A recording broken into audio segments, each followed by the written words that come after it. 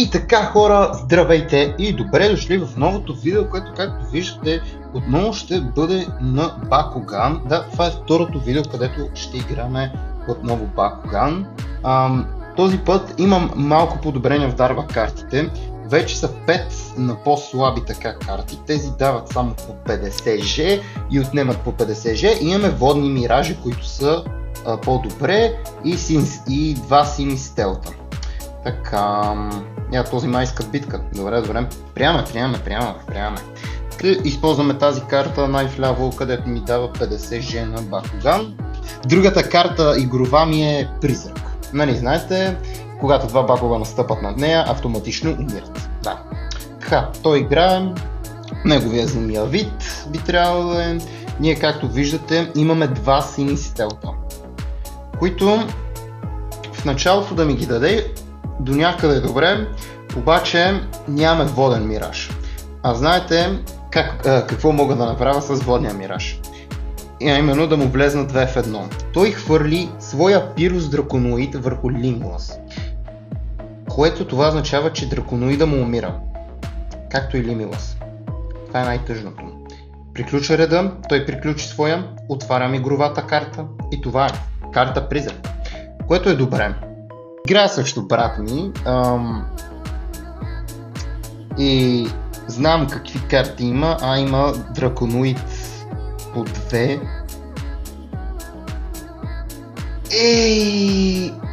Ама това ще го спаси ли? Това трябва да му анулира игровата. Дано. Да! Анулира му игровата. Значи неговата игрова беше Бакуган с над 400G да ми умре. И тук синия стелт много добре ме спаси, иначе Прес умираше. Не знам дали го разбирахте, но той умираше. Няма бъда жена, ще атакувам, няма се крия, имам шкунам. Имаме още един воден мираж, който ще му анулира игровата карта. Но, да видим. Силова е. Нека да я анулираме.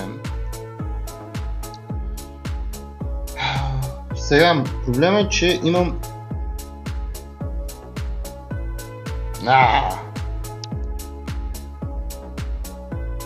Водим. Но... Той се... Равенство. Дали да допуснем равенство? Добре, ще допуснем равенство. Дойде на моята. Дали ще анулира? Ще анулира и ще си взема 75, ще е нагоре.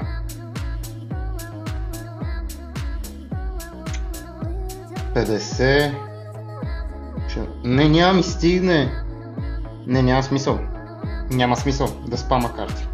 Просто няма смисъл. Нека да видим. Отидох на неговата. Какво да направим? Бих се бил... Бих се опитал да му използвам... Не знам. Ама човек...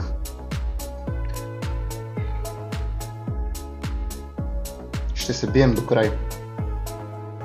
Просто... Аз ви казвам, Аквус, или играеш с водни миражи, или губиш. То не е 100G. Това беше. Аз загубих. Официално аз загубих. Нямам. Затова ви казвам, че или водния ми... Няма що. Мога да избягам, но това е. Той ще ми анулира силовата карта. И какво правим? Нищо. Това правим. Неговия змиявит е... Как си вдигнах жето? What?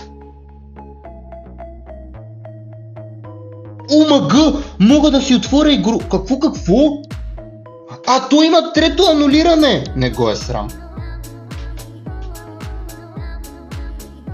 Да, водя! Хора, това не го знаех. Това е много странно. Би трябвало ако играя воден Мираж на моята игрова карта, тя да бъде анулирана, но тя не беше анулирана. И не знам защо не беше анулирана. Започваме с един воден Мираж, което това е добре. Така, ще играя Limitless, защото може да е пуснал пак игровата си карта, ако Бакуган ти е над 400 Ж, нали, срещу този Бакуган, който играеш, над 400 Ж да умре. Кое това не го искам. Може и да му е силовата на драконоида.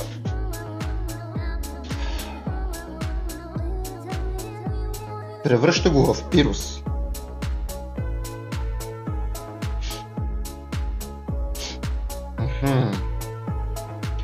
И ще го назлови. Но това нас няма да ни спре, защото имаме воден Мираж, който ще вкарам втори Бакуган в битката. И да, той се отказа. Разбира се, нали, превръща Limitless в Пирус за един рунд, докато не се прибере. Това е проблем. Това е много голям проблем. Добре, върна се. Чуха се молитвите. Сега можем да атакуваме без проблем. Така или иначе трябваше да атакувам. Нямаше други игрови карти, на които да поставя Бакуган. Предполагам, че ще силвам. Да, не силвам. Интересно, но ние... Моля те. Ще направим така.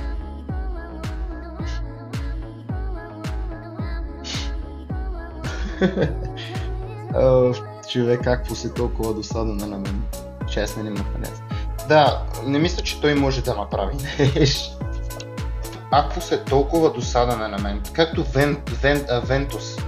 Там на Вентус, ако дадеш издухване, това е направо... Уоу. Това му подсили... Не, няма смисъл. Сега той е под мои крака, той няма игрова карта. Какво ще стане? Сега ще разберем. Не знаем какви дарба карти има. Аз ще го подсиля малко, но не знаем той какво има. Лошо. От сега започваме лошо. И си вдига 75 G. Добре, мога да му смаля с 50. Това е всъщност аз да си взема 50. Но да видим. Сега тук идва ли въпроса да спамим карти? Има шанс да ми даде по-добра карта, затова мисля да го оставя. Много рискувам в момента. Буквално много рискувам в момента. Дано да го победим. Просто вижте. Пак, 100 Ж. Наравно отиват. Лошо. Нека да му отнемем. Той май няма игрови, ма няма да рискувам, не съм сигурен. Ще се бия до край. Имам още 100 Ж да дам. Общо, човек.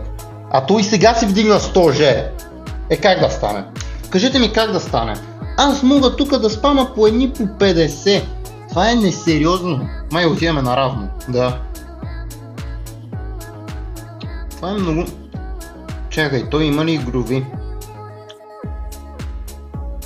Не знам дали има игрови. Пише 0, ама защото той пише 0, ако са поставени. Аз какво играх? Играх на тази... Май няма игрови. Не знам. Не съм сигурен дали има игрови хора. Какво да правим? Ще рискувам. Да го беше дал по-рано. Ето той има да... пак ще анулира, бе! Много нагъл! И сега ще ме мине. Синия стелт. Защо ми анулира? Трябва да го играм. Много напечена си тази игра. Сега ще му взема Ж и ще си добавя Ж. И това беше. GG. Би трябвало да съм го победил. Ще си използваме и последната дарба. Пълна атака. И го победих. Добре, тук играх много предпазливо. Обаче тази игра се базира на стратегия. Няма как. Затова левелъпваме дори 7 левел. Вау. И това беше. Да, доста добри игри, доста напешени игри. Никога не сме стигали, сбрахме до такива битки. Хора, мисля това да е за това видео. Както видяхте, ще има още видеа на тази игра. Интересна е. Мен лично ме кефи да правя видеа на нея. Можете да харесате, абонирате, споделите и ще се видим пак. Чао!